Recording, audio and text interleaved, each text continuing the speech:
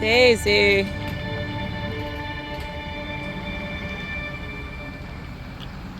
This is the LeConner 1000 Trails, and this right here, what you're seeing with us trying to back into the spot, was one of the toughest things for me. It was really stressful. It's tough for me to even look at this footage. That was a very rough day for me. It kind of got me to the point where I was just kind of over all of this. I was upset. It really bothered me. We couldn't find the people that belonged to these trucks. Vehicles everywhere in the roads. It was really hard to maneuver.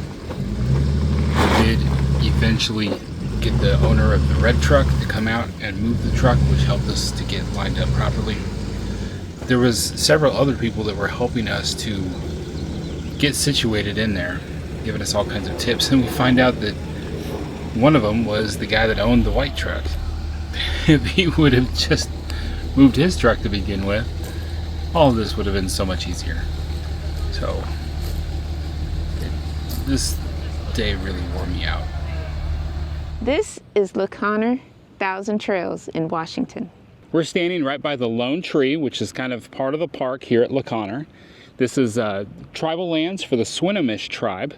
You can't take anything from the beaches. You can't fish out here. That all belongs to them. But you can come out here and take a walk and just take in all the beauty. That's probably been our favorite thing while we're here. The water is connected to the Pacific Ocean and follows the tide charts as well. So it's been really interesting to come out here and look at it at high tide and low tide. That's been pretty much our highlight of being here. Mm-hmm. Yeah, it's very interesting how the water goes through different stages. Sometimes there'll be water and sometimes there's not. You can get to Lone Tree or you cannot because the water is covering it. Yes, so we have seen Lone Tree get cut off during a high tide. Mm-hmm. And there are parts where it goes into the park where right now it's just muddy. Twice a day when the high tide rolls in, that fills up with water. And coming out and seeing all the fishing boats is very interesting. It's beautiful. This is what our campsite looks like. It is tight. It was big enough to fit our RV in. We can park the truck kind of sideways, but the tree cover made Starlink very difficult to connect. T-Mobile and AT&T were not useful here. Verizon was useful and worked for about 5 days with Connect 10, and then all of a sudden it just died on me. I suspect there might be something going on there between the Connect 10 and Verizon. I was able to clear out some brush in the back, put a table back there, and put Starlink on top of it. It gets me connection, works decent for streaming, but for work it's been pretty frustrating. Let's take a look at some of these other campsites. You've got some that are fairly decent for fitting rigs in here, but a lot of them have had to have vehicles right out here on the street.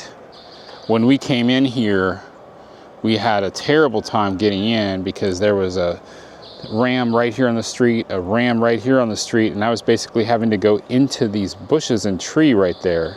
Had a friend up there. I had about 5 people helping guide me to get into this site. As you can see, we've even got concern about the roof. As you can see, we've got tree branches right up against the roof up there. So when we get to the next place and the roof is more open, I'll be doing a lot of inspecting. Let's take a look. This site next to us has barely been touched. It's pretty standard. You've got a lot of sites this size. Not very many sewer sites at this campground, but there are some. They're up on the hill on the north side of the park. There's not a single 50 amp site here. They are 100% 30 amp sites only. Definitely older as well. There's your water spigot. They pretty much all have picnic tables. The fire pits, some of them are pretty good. Our friends Jay and Erica, they had one that was either freshly painted or just like brand new in pretty good shape, but why is it there like that? I don't know. But there's this one here has really raised some questions. It's like, that looks like a mystery. That's got ivy, moss, whatever it's called, growing on top of it.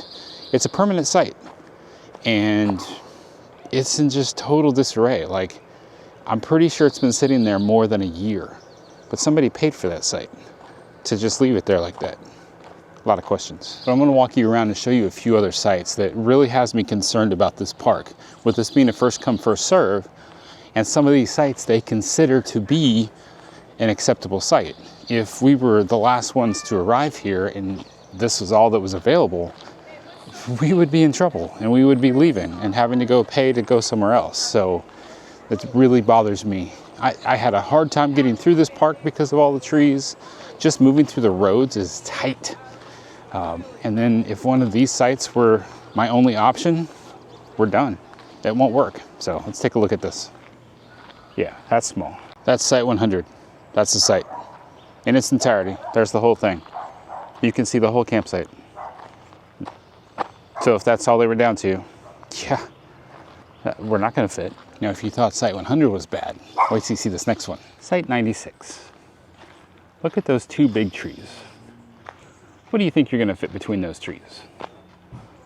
Maybe a little pop-up camper.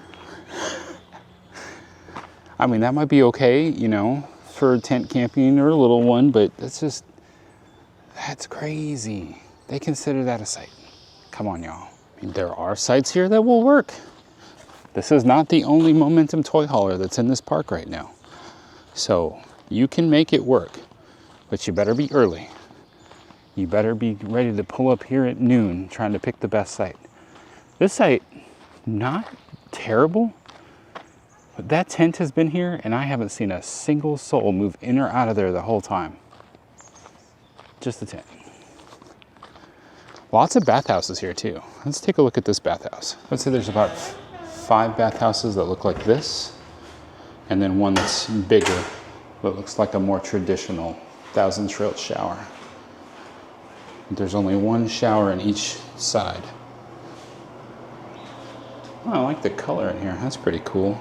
Kira's saying that this bathhouse is her favorite. I'm gonna have to come and try this one out tonight. It's got a little seat right there, plenty of hooks. That's kind of cool. I like it. I've been using the biggest one because it's the closest to our campsite. Let's see, use my shadow. So we're like right there. I don't know if you can see the circle. Most of these sites over here, which are kind of on the hill, the blue, those are sewer sites. Obviously those are gonna go first. We're on Eagle, the one way, and a lot of those, it's just too tight. Just driving down that road alone had me a nervous wreck. They do have some activities that go on here. They had some live music performing around the 4th of July time. There was some candy bar bingo. The hot tub stays open till 10 p.m. and typically is only closed on Monday for cleaning, unless like this week when it was closed Tuesday because somebody on Monday forgot to turn the heater back on. I believe I've heard that these are blackberries. Just watch out for the thorns. Those hurt. Oh, now that's a nice site. Site 89. That would have been great because pulling in, you could just pull off in that street right there, back right in. Ugh. Don't get here late like I did. Don't pull it, Dave. Plenty of dumpsters around the park as well. So lots of dumpsters, lots of bathhouses. These over here are some of the sewer sites on this side. There are a few cabins over here. Let's go take a look at those. Are you able to see the water glimmering through the trees? I know you can see the sun. Let me point it down a little bit. You see the sun glimmering off the water through the trees back there. I believe this is it Skagit Bay? I'll have to look that up. These cabins over here look like they may have access to the water behind them. Now, the bay back there is coming right off the Pacific Ocean and it follows the tide. So that can be really interesting. Take a walk out by the water at high tide, at low tide. That's been probably one of our biggest things that we've enjoyed is going out to the water. When it's low tide, you can go out and find all the little crabs. It's just been, there's some highlights about this park that make it totally worth it. Anybody's staying at this cabin at the moment, so I'm just kind of curious to see what kind of view they have. Yeah, it looks like you could walk right down to the bay right there. That'd be pretty cool. I'm not sure if this is like a permanent cabin.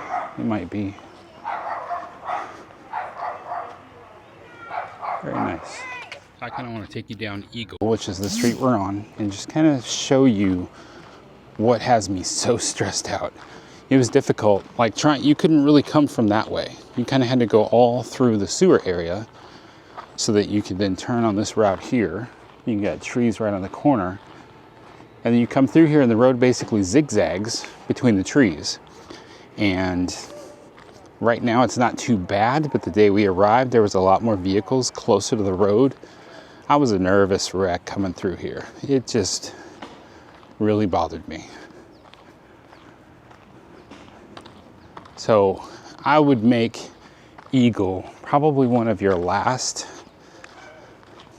routes that I would drive through looking for a spot, just because this road seemed to be worse.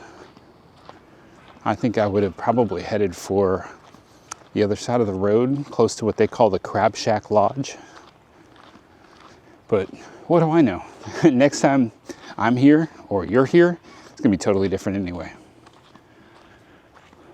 Site 81 looks pretty decent. Some of these over here as well as, let's talk about the levelness for a while. On this side, they've got a pretty big dip down. In our side, pretty big dip up. Our friends Jay and Erica, their fridge will not work if it's dipping down in the front at all. We had so many blocks. That thing was lifted up so high in the front. They had a hard time just getting in and out of their stairs. And they were in this spot right here next to us. You can see that's our RV right there. We're just covered in trees and branches. We didn't hardly have anywhere to really set our chairs and hang out. Yeah, 73. Both of them had just a real strong, let me do this right, slope down in the front. So we're lifted up quite a bit in the front, but I'd say we could handle it better than Jay and Erica's only has one jack in the front. And you can see how my truck is all crooked there, trying to just be able to get it into our spot. And since we didn't get a sewer site, it's been a lot of work hauling wastewater up to the dump station. There's Daisy. I've got the chairs put away already. Like I said, not a whole lot of space for us to be able to do anything with the chairs. Hi, Daisy. Hi, Daisy. Was able to set up the outside kitchen, picnic table. Got a new bike rack, so I still need to get rid of some of the plastic right there. Our bike rack was not doing so good, so picks up a new bike rack that's like a cargo rack type thing. It's got a much higher capacity. But this is what I did with Starlink back here. I was back here with scissors and gloves, just trimming this down enough, because it's like, okay, I got somewhat a sky up here to be able to make this work. So otherwise I was gonna have to be back working at the lodge every day.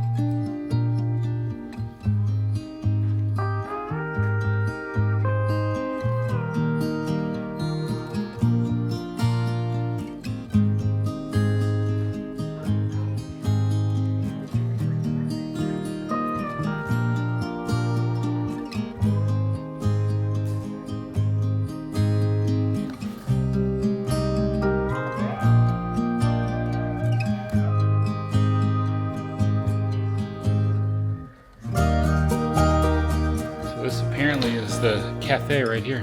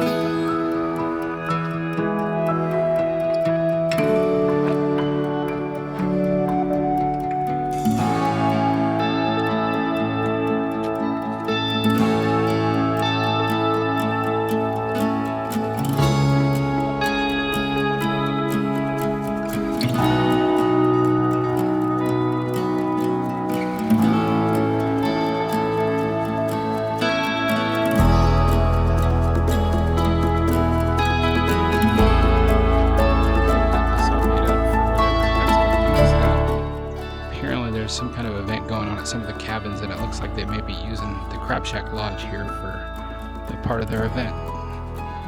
So I will not proceed that way. There's cabins up in here, but there's a bunch of people all gathered together for like a meeting. I could hear a speaker talking.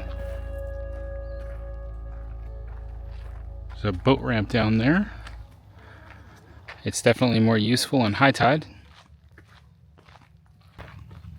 Cabins 1 through 5 are right here. Some of these have some more access to the water behind them. Some of the things to see around here if you're staying at this park. Deception Pass State Park is 12 or 14 miles, somewhere around there, distance from here.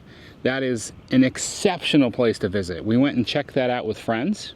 Yeah, if you're not afraid of heights, that's a good place to go. But even if you are, take a friend. It's amazing. It is. Even for though, like Kira was just scared to death of the heights. Yes. She's like, okay, I will hold on and proceed because it's such an amazing view. Yes, and she did it, and she continued to walk on bridges the rest of our time. Yeah. We went other places, and she walked on a bridge. So I feel like this actually stopped her from being afraid.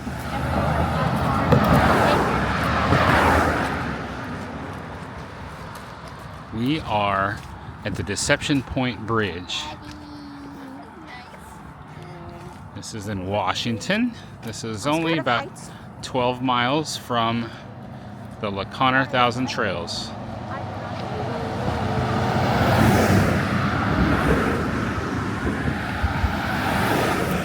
So the Thousand Trails is over that way. Uh-oh.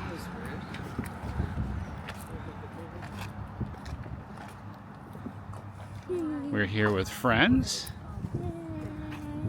Wow, look at that view. Daddy, keep walking. I'm scared of heights.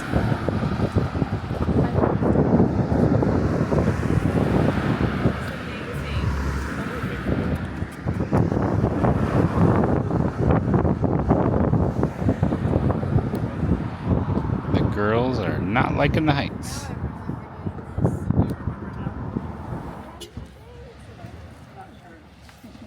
We are out here at Deception Pass State Park. We're gonna go see if we can see the bridge around the corner. So bright. Somewhere way over there is Vancouver, or Vancouver? Victoria in Canada. I can smell the salt water. We're on an adventure to try to see the bridge. This is Jay right here. You can see part of the bridge over there. I think that's about as good as we're gonna get from the West Beach. And these rocks are like no kind of, they're like all various angles. Hard to stand. We got Jose right there. Jose is a friend that we've met at Jellystone and Canyon Lake. Look at that, Jay got all the way over there. Oh, we got some access with the cars right there. Maybe that would have been better to come over this way. Let's go see where we can get to. This is pretty cool. We know Jay and Erica through Team Journey. We've been to several huddles with them. And Jose and John Leese, we know through Fulltime Families. We've camped with them at the Jellystone and Canyon Lake in the wintertime several times. So this is really cool to be able to get several different worlds meeting together out here in Washington.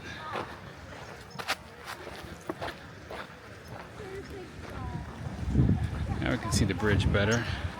Here comes Jay.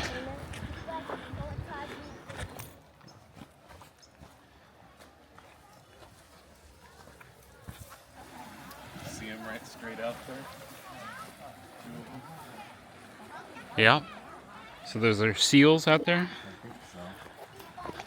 3 of them now? 4 of them? 4, yeah. Wow. Maybe?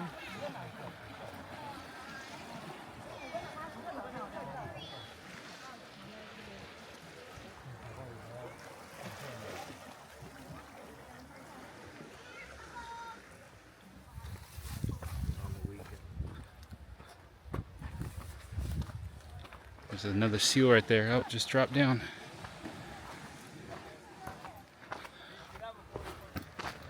Well, I want to go through the parking lot and then surprise Tanya and be like, I'm back up here.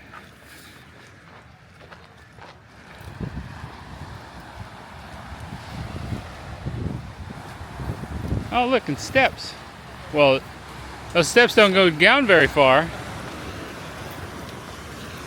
Woohoo!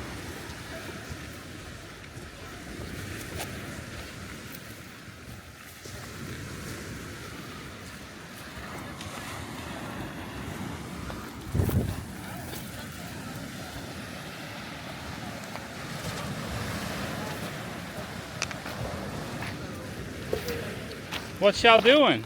Making a house. Yep. You're making a house on the beach? Mm-hmm. How cool.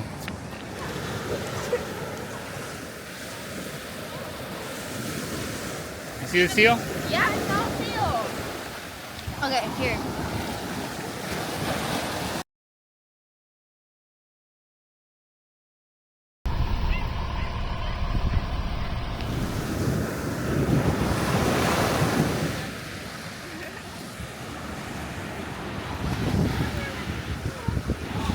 Are y'all done? Can we go? I'm cold. I guess. Yes. Oh, that's nice. You're sweating because you work so hard. All right, everybody's going their separate ways, and we just caught a little bit of sunset here. This is gorgeous. So thankful that our friends brought us out here to see this. Thank you, Jay and Erica. Y'all come up with some great ideas. North Cascades National Park is about 70 or so miles from here as well. And we went there. We've got a separate video on that one when we spent time with our friends Jay and Erica going and looking at waterfalls and amazing lakes and beautiful mountains. Yes, we went to Devil's Lake. Is that what it's called? Diablo. That's Diablo, which is Devil's Lake. Spanish, yeah. In Spanish, Yeah. Diablo is devil. The town of La Conner is a neat little town with waterfront, a bunch of boats right there, all kinds of restaurants and shops. Anacortes is not far at all. There's grocery stores there. Mm-hmm. We went to the 4th of July parade with our friends. Yeah, and Kira got a lot of things thrown at her. Candy-wise. Candy, she got a sandwich thrown at her. It was pretty fun. It was a fun parade. Yes. And Anacortes has a lot to do there. We saw an epic skate park there too. Mm-hmm. Olympic National Park isn't too far away. I think you'd have to take a ferry to get there. We tend to not go to national parks a lot because they can be really busy. That's why we opted to go with North Cascades, because it tends to not be as busy as Olympic.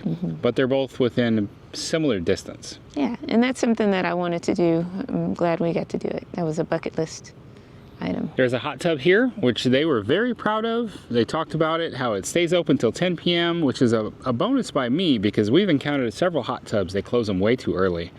They claim to only close it on Monday for cleaning, and they seem to do a really good job. It looks really clean. The first time, though, we tried to get in the hot tub was on a Tuesday, and it was locked. At 9 o'clock. At 9 o'clock. Well, it turned out it was locked all day because on Monday, somebody forgot to turn the heater back on, so it didn't heat up like it should have. And so then it didn't reopen again until Wednesday. Right. We didn't know the true story until Later Wednesday. on. A little bit of an oopsie there. Yeah, but it's okay. There's a laundry room with 5 washers and 8 dryers, no quarters, $2.75 to wash, $2.50 to dry. You have to use the CSC Go app to pay for it. So far the app seems to be working fairly well. I did get a little gotcha. I had the CSC app and it was telling me how many dryers were available at Thousand Trails, Colorado River. I'm like, I'm not there. Discovered that they didn't just update the app, they made a new app. Kind of weird. There's a gym here with treadmills and stuff. They didn't just give us the code. I think you have to go and fill out a waiver before you can get the code. There's a park store that is closed Tuesdays and Wednesdays. They've got goodies, candy, drinks, some things you need for the RV. What we liked was they had a bunch of Pokemon stickers for $2 cash.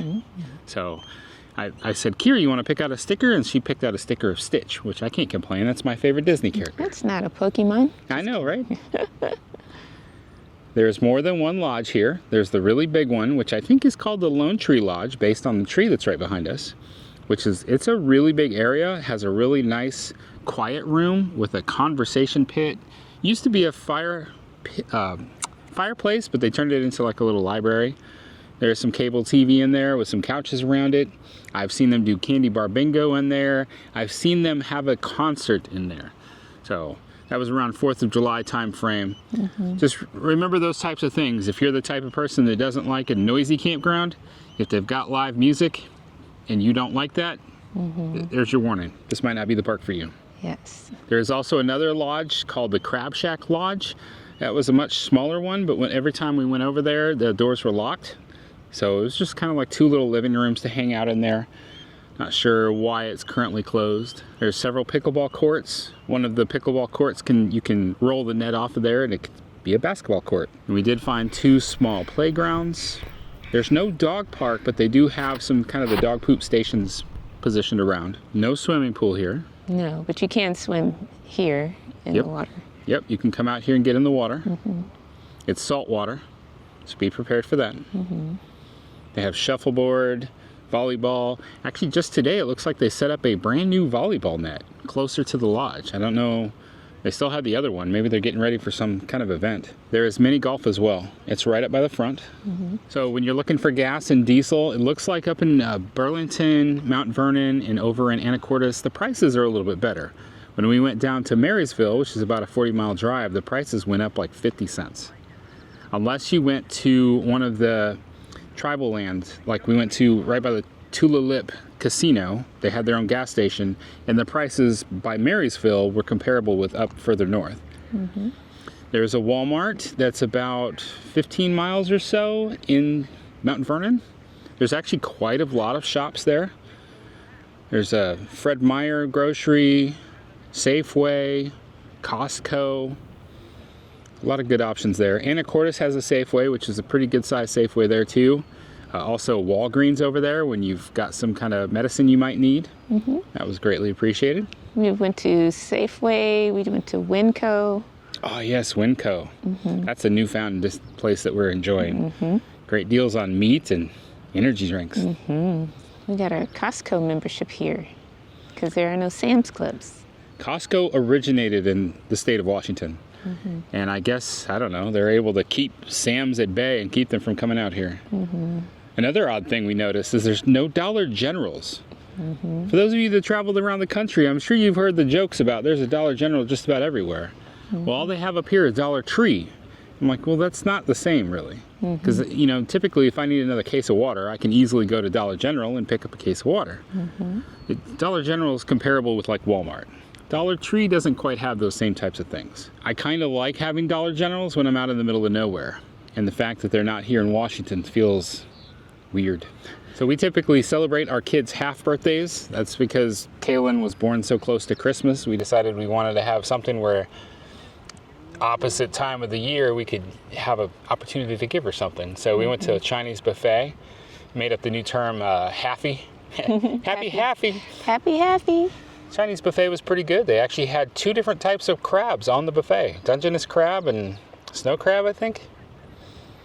She's 13 and a half, by the way. Oh yeah, they had Dungeness crab, they had oysters with cheese. Clams. Mussels with cheese and spicy mussels. It was rather good. I enjoyed it. They had, what kind of meat was that? Roast beef. Roast beef and ham. All right, well that about covers it for La Conner 1000 Trails. Thank you so much for watching our video. We hope that you'll come back and watch more of our videos. Remember that life happens. Don't let it stop you. Stay fresh, cheese bags. Stay juicy, handbag.